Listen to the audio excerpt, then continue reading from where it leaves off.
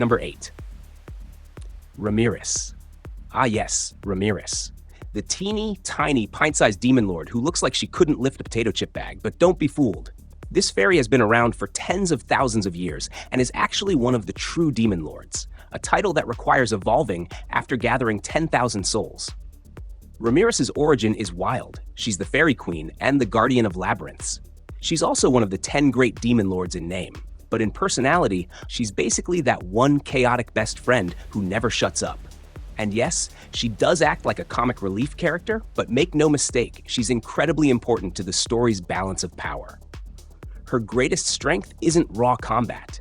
It's creation magic and her labyrinth, which is basically a giant, multi-floored death trap filled with monsters, trials, and ridiculous challenges. Think of her as the anime equivalent of a dungeon master who's just a little too excited about wiping out adventuring parties. Feats-wise, she helps Rimuru design the massive labyrinth under Tempest, which becomes a crucial part of the nation's defense. And even though she's not the strongest fighter here, her strategic and magical contributions make her a cornerstone in Rimuru's alliance. This is Emiver's Anime. Watch this video to the end and hit that subscribe button now. Number 7. Luminous Valentine. Luminous is basically the vampire queen of the Tensura universe, and unlike some sparkly vampires I could mention, she is pure elegance mixed with raw power. She's been alive for at least 2,000 years, ruling over the holy empire of Lubelius in secret. That's right, a demon lord running a human nation from behind the scenes. Talk about playing 4D chess. Her powers? Luminous commands holy and light magic to an absurd degree, which is ironic because she's, a vampire. She also has access to ultimate skills, with her primary being Lustful King Asmodeus, granting her terrifying charm magic, mind control, and some serious crowd manipulation abilities. One of her most underrated feats is surviving the Great Tenma War, a war that wiped out other demon lords. She's not about senseless destruction. She prefers manipulation, politics, and control. And honestly, that's even scarier than someone who just smashes cities. Also, she has the kind of aura that says, I could kill you instantly, but I'll keep you alive just to make you owe me forever. Power isn't just about strength in Tensura, it's also about influence, and Luminous plays that game better than almost anyone. Number 6. Leon Cromwell.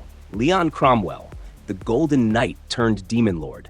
This guy didn't start evil, but life in Tensura doesn't exactly hand out participation trophies.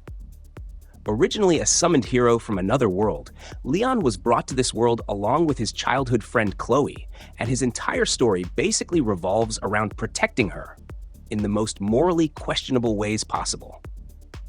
Leon wields holy magic, which is lethal to monsters, and commands flame magic powerful enough to turn battlefields into molten wastelands. His signature ability, Burning Emperor, is devastating, and combined with his ultimate skill, Purity King Metatron, he's an absolute menace. Feats? Oh, just becoming a true demon lord by slaughtering thousands, creating his own kingdom, and maintaining his independence despite constant political pressure from other major powers. Also, let's not forget, he stood against Velgrund, one of the true dragons, and survived. That alone puts him in a tier of fighters who can hang with literal godlike beings. Number 5. Rimuru Tempest.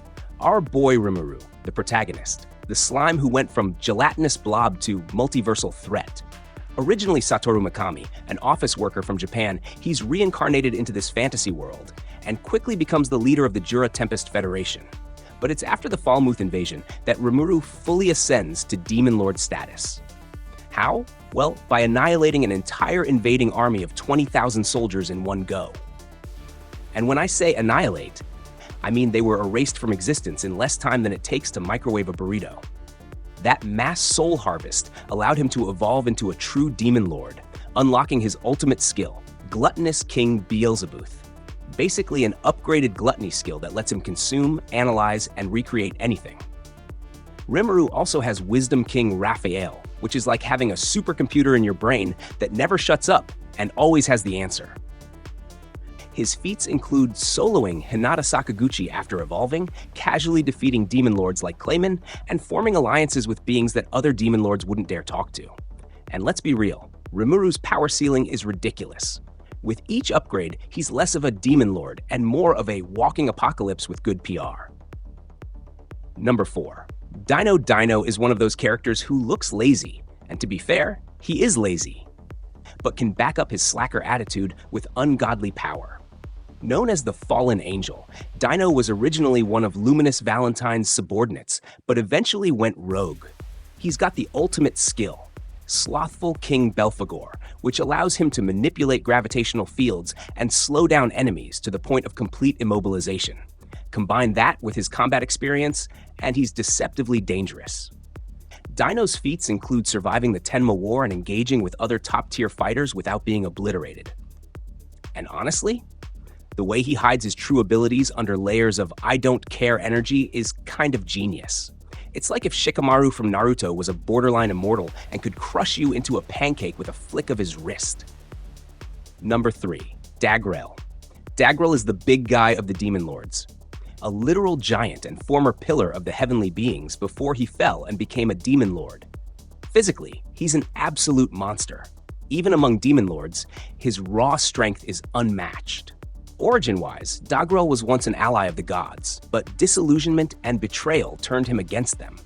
His power is almost entirely physical, but when you can punch through mountains, you don't really need flashy magic.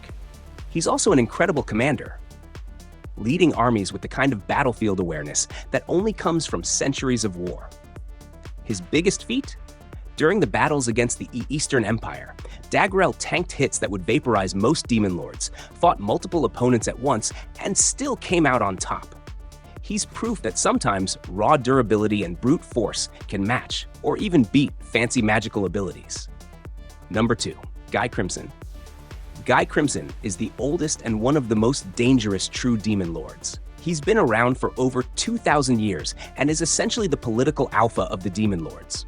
If there's a gathering of the most dangerous beings in the world, Guy is either running it, influencing it, or being politely ignored because nobody wants to fight him. Guy's ultimate skill, prideful King Lucifer, grants him absurd control over magic, space, and reality itself. He can warp dimensions, erase attacks, and summon cataclysm-level destruction without breaking a sweat. He also commands an army of the most elite subordinates in existence, including the terrifying primordial demon Misery. His feats? Guy fought the true dragon Velzado, and they fought to a standstill. Let that sink in. Velzado is a being who could casually wipe out continents, and Guy went toe-to-toe with her for days. Not hours, days. That's god-tier stamina and power right there. Number 1. Milim Nava. And here we are, the dragon princess herself, Milim Nava. She's not just a demon lord, she's one of the oldest and most powerful beings in existence, the daughter of a true dragon and a human. That heritage makes her a demi-dragon, and her strength is absolutely absurd. Milim's combat style is basically fly in, punch, and obliterate everything in her path. Her Dragon Nova attack can wipe out entire cities in a single blast. And unlike most demon lords who need complex strategies, Milim just overwhelms opponents with pure destructive force. She's also known for her, unpredictable personality.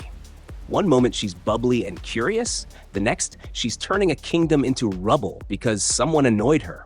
That chaotic energy makes her unpredictable in battle, which is even scarier when you realize she's strong enough to casually dominate most other demon lords. Feats-wise, she's flattened entire nations, gone toe-to-toe with other top demon lords like Guy Crimson, and shown zero signs of ever hitting her limit. If there's a being in Tensura you don't want mad at you, it's Milim. Period. And there you have it, the ultimate ranking of the strongest demon lords in that time I got reincarnated as a slime. Whether it's brains, brawn, or just pure chaotic energy, each of these characters brings something insane to the table. Which demon lord is your personal favorite? Drop it in the comments, and let's talk.